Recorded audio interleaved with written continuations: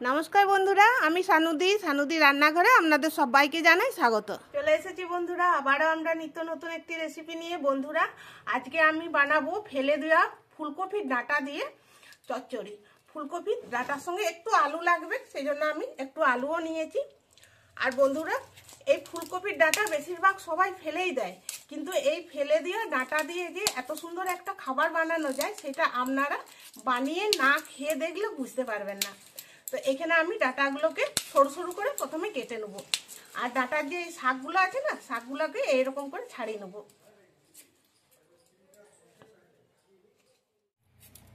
এই দেখুন বন্ধুরা, বুটি দিয়ে এরকম সরু সরু করে আমি কপির ডাঁটাগুলো কেটে নিচ্ছি।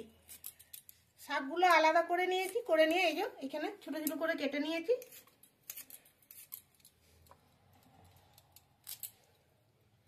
আর একদম টাটকা কপি ডাঁটা তো খুব সুন্দর কাটা যাচ্ছে।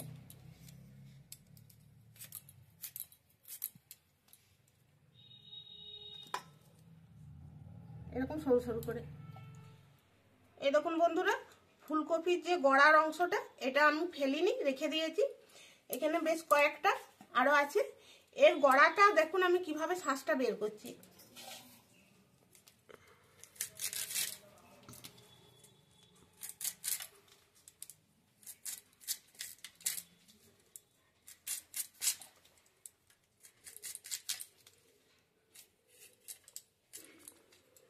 এই দেখুন কি সুন্দর শাঁসটা বের হয়ে গেল। আর এটা খেতে লাগে কেমন জানেন, যেমন ওলকপি দেখেছেন, সেই ওলকপির মতো এটা খেতে লাগে এই শাঁসটা। এটাও কেটে আমি দিয়ে দিচ্ছি।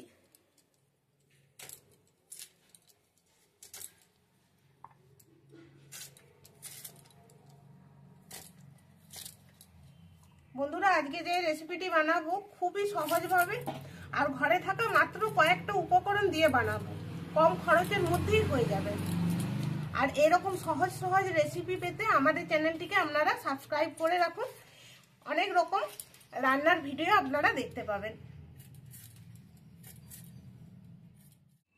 বন্ধুরা, ফুলকপি ডাঁটা চচ্চড়ি বানানোর জন্য একটু আমি বড়ি ভাজবো, সেই জন্য কড়াই বসিয়ে দিয়েছি আর গরম হয়ে গেছে। একটু সরষের তেল দিলাম। এই রেসিপিটা সরষের তেল দিয়ে বানালে বেশি সুন্দর লাগে খেতে। বড়ি দিয়ে দিলাম। বড়িগুলো তেলের মধ্যে দিয়ে দিয়েছি, একটু ভাজা হোক, ভাজা হলে নামিয়ে নিচ্ছি।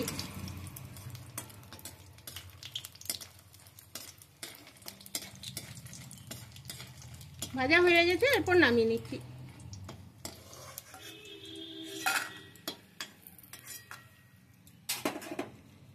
এই তেলেই দিয়ে দিচ্ছি তেজপাতা, শুকনো লঙ্কা, আর দিচ্ছি 5 ফোড়ন।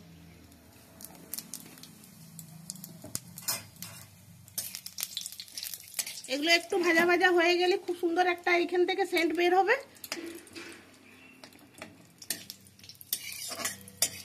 এখানে আমি কপি ডাঁটা, আলু ভালো করে ধুয়ে নিয়েছি, দুটো একসঙ্গে দিয়ে দিচ্ছি।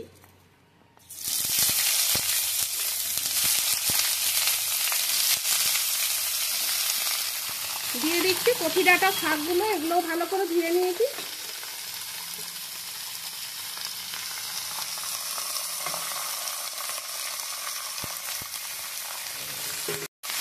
এরপর নেড়ে নিচ্ছি।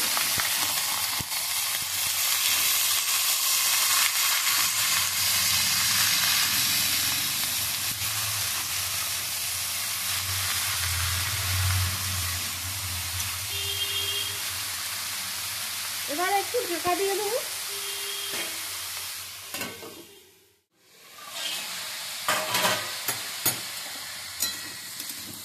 বন্ধুরা, আবারও একবার নেড়ে নিচ্ছি। এরপর আমি দিয়ে দিচ্ছি স্বাদ মতো নুন। নুন দিয়ে আবারও ভালো করে নেড়ে চেড়ে আর এটা আমি হতে দেবো। জল এখন আপাতত আমি দিচ্ছি না, কারণ একটু ভাজা ভাজা করব।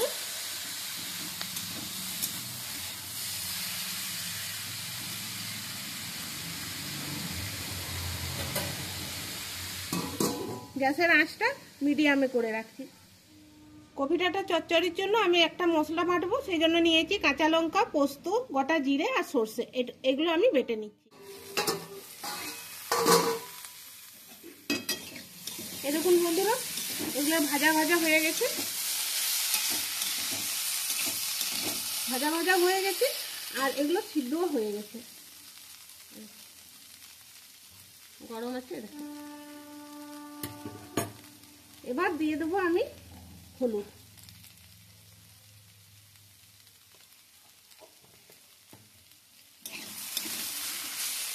একটু নেড়ে নিই।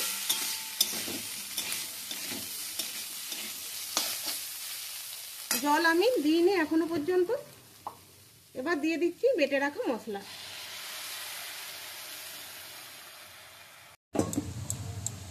অল্প একটু জল দিচ্ছি।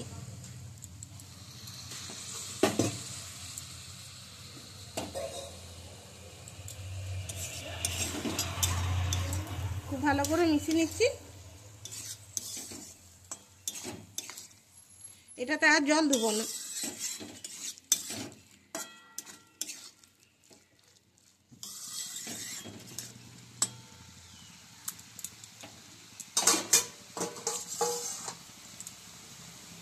এর মধ্যে দিয়ে দিচ্ছি টমেটো।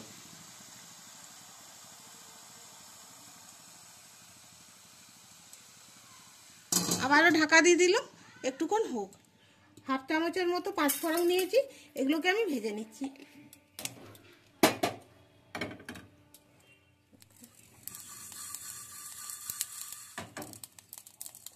এটা ভাজা হয়ে গেছে, এগুলোকে এরপর গুঁড়ো করে নিচ্ছি। এবার যে এখানে বড়িগুলো ভেজে রেখেছি, ওই বড়িগুলো আমি দিয়ে দেবো। একটু হাতে করে ভেঙে নিচ্ছি।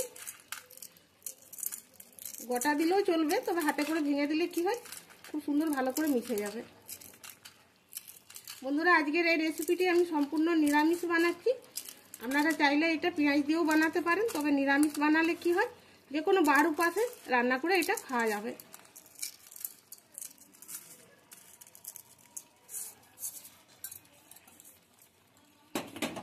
এরপর দিয়ে দিচ্ছি চিনি। এটা আবারও ভালো করে নেড়ে নিচ্ছি।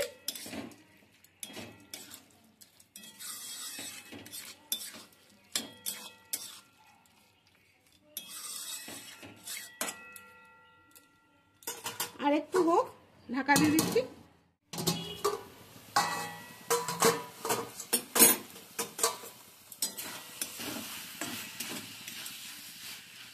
এবার আমি দিয়ে দিচ্ছি পাঁচফোড়নটা, যেটা আমি ভেজে গুঁড়ো করলাম সেটা দিয়ে দিচ্ছি।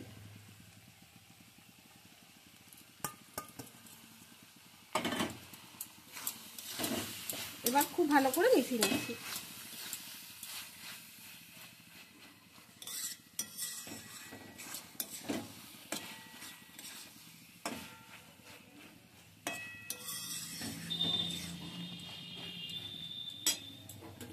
বন্ধুরা, আশা করব আজকের এই রেসিপির ভিডিওটি আপনাদের সবার খুব ভালো লাগবে। ভালো লাগলে লাইক করবেন, আমাদের চ্যানেলটিকে সাবস্ক্রাইব করে আমাদের পাশে থাকবেন।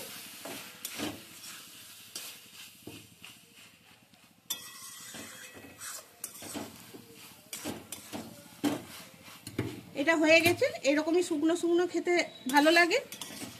এরপর আমি গ্যাসটা অফ করে দিচ্ছি। এই রেসিপিটি গরম ভাতের সঙ্গে তো খেতে খুব সুন্দর লাগবে, তাছাড়া চাইলে গরম রুটি পরোটা দিয়েও খেতে খুব সুন্দর লাগবে।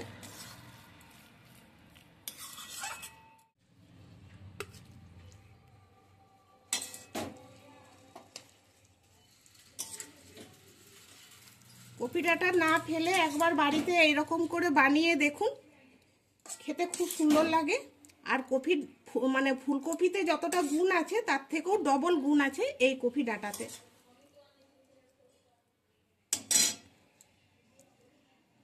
বন্ধুরা, দেখা হবে আবার পরের ভিডিওতে। সবাই ভালো থাকবেন, সুস্থ থাকবেন। ধন্যবাদ।